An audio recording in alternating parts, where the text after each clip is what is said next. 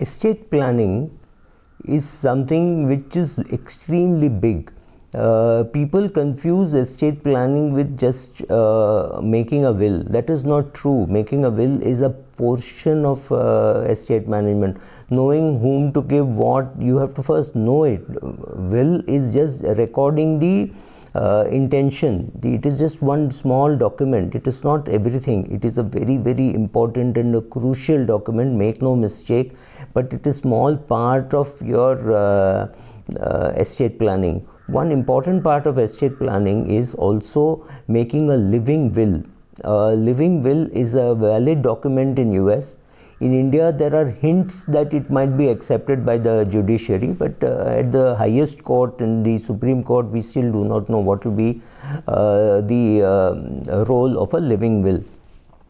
So first of all, it is not very easy to think of what will happen to you if you were in a coma, or if you were stuck with cancer and you were not in a position mentally and physically to take a decision on what is to be done with your life, right? So, but you have to go through it, right? Like death and illness and old age, these are part of life. You cannot keep being in denial. And so when you're healthy, maybe you're in your 50s or maybe you're in your 60s, you can always start planning to think about what will happen if you were not well. So there is a documentation called a document rather called living will, which is part of an advanced directive or an advanced health directive on what is to be done with you in such a situation. I mean, it's not just when to pull the plug, it's a question of naming a person who is to be in charge and naming maybe 2-3 people, because it has to be A or B or C, because A or B may not be available, may be traveling, may not want to take a may not be able to take a decision in your favor, or whatever decision has to be taken because they will themselves not be well. So you may have to have 2-3 options, somebody 20 years younger, somebody maybe same age as you, naming that person, all that is very important. So what are all the things that you need to know about making a living will, right? First of all, you need to know that as of now, it is just starting to get accepted in Indian conditions. We still do not know whether it will get started. For those who are in doubt, go and read the Aruna Shanbag case, which was filed by Pinky Virani. And it is worth having a look at, because the full judgment is available online. Go and read it. The judge said, judge almost asked, does she have a living will? And when they asked, would you have used it if it was available, they said, we may have considered it. So at least leave in writing what you want to happen to you after you were, when you are in a position where you are unable to decide for yourself. So first of all, there is a lot of state involved. So check out what is the law in your land, which means in your state, which you are in Gujarat or Maharashtra or West Bengal. Find out whether there is any local implication of what you are writing. If there is, I wouldn't know. Your lawyer should be able to know. The rules may vary, and if it does vary, you need to ensure about that. Remember, as of now, living wills are not legally binding documents, so your children can overrule it and do what they think is right.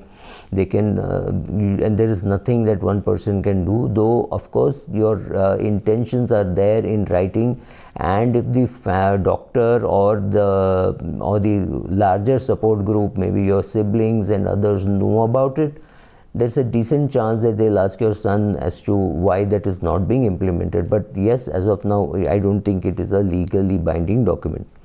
It will be the doctors. Maybe you could name and say 3 independent doctors who are not currently treating me. Maybe if they're from a different city, they will have to determine whether I'm permanently damaged, whether I have no chance of coming back, or whether the whole process is going to be very difficult to come back, and therefore the process of what is to be done should be followed by looking at the living will.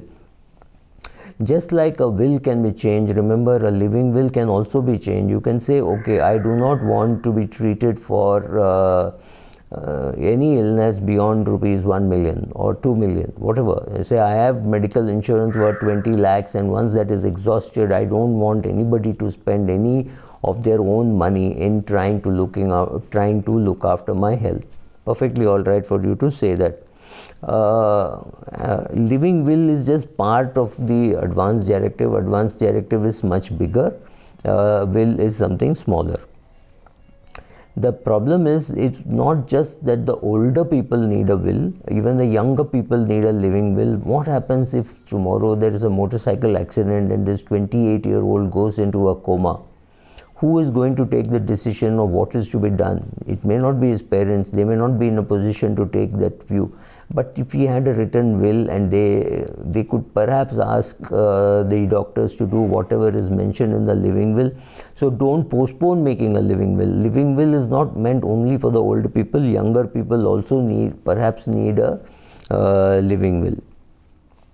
A living will is more than just deciding when to stop the treatment that is required. You may decide that if I have cancer, I will not go through chemotherapy, right? Perfectly possible for you to take such a decision. So remember, it is not just about pulling the plug. It is also about saying what are the other alternatives which are available, and asking people to do that. All that you can also appoint a person to look after your health, or a person to decide on your future course of action. And in the US, he's called a healthcare agent. And you appoint him or her and say, so and so will give instructions on my behalf. That also can be organized. Does giving a power of attorney mean that you need not have a living will? Answer is no. Giving a power of attorney is nice, it is useful, but the power of attorney actually ceases the minute you can't contract, right? Nobody will know about that, about the timing when you didn't know how to contract. So largely a power of attorney, if challenged, may fail in a court of law. Then asking whether my family will really comply with this, answer is we do not know. But there's a chance that family at least has some knowledge about what you wanted. What they actually do may be different from what you have said, but at least they have a directive that this is what they should do, and after some time it may become legally binding, and the minute they know that there is some such document, it will have to be followed. So we do not know, but trying to make a living will is not a bad idea. Make a start now. Thank you.